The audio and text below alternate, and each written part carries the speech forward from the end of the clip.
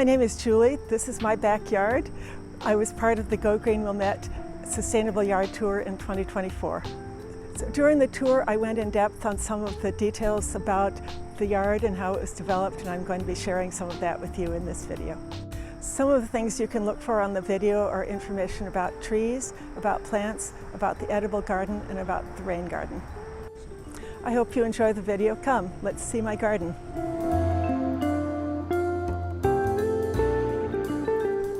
So this area started with this viburnum, which we bought as a small shrub. I liked the idea of its white flowers in the spring, and it was wonderful. And then it started growing. It got bigger and bigger and needed more room. So it moved back there. It became the centerpiece of the yard. And then we added all these things around it. When we moved in, this was just grass here. We added the viburnum, and then we started adding other things. And it's amazing how many insects and butterflies and birds and everything else come to this area. It supports so much more than the plain grass did. This is the Washington hawthorn tree.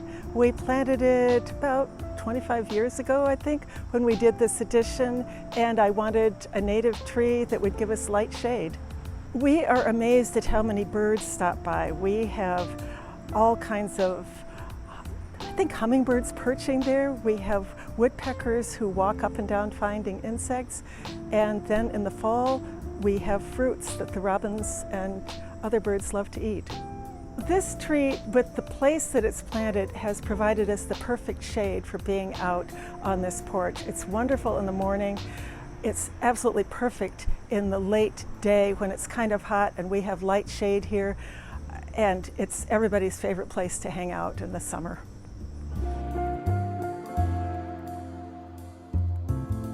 This is one of the only sunny spots we had. I love growing vegetables. So starting out, I have some tomatoes, which are doing really well. I hope the chipmunks don't eat them all before the end of the season. I also have a few herbs. I have basil and parsley, and I have some peppers here and there. I started helping my dad with gardening when I was like 4 or 5 years old, and I loved it. I remember the first thing we planted was radishes, and they came up right away. And we had all kinds of tomatoes and zucchini and everything. A lot of the things that I grow now, tomatoes are very special to me. And there's nothing better than a freshly picked tomato from your garden. There certainly are environmental benefits of it too, and one thing that I do that I think helps the soil a lot, I put leaves in there in the fall and dig it in, and that's good exercise and it's kind of fun. I've always wanted to grow green beans, but the bunnies always get them before they get anywhere, and today I discovered we actually have some green beans which look great.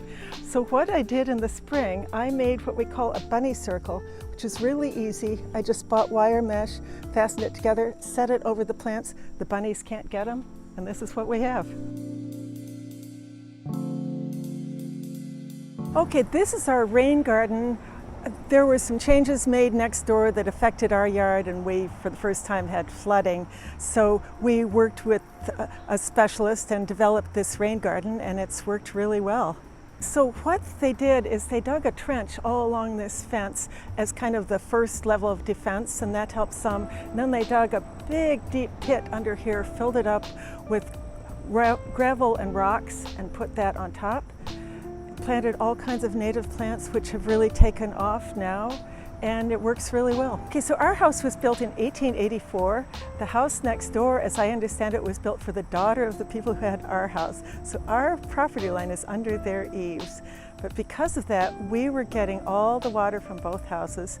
So what we did long before we even did this rain garden, we took the downspouts, routed them into a 4-inch PVC pipe underground, and had it pop out into a drain. It was inexpensive, easy to do, and worked really well.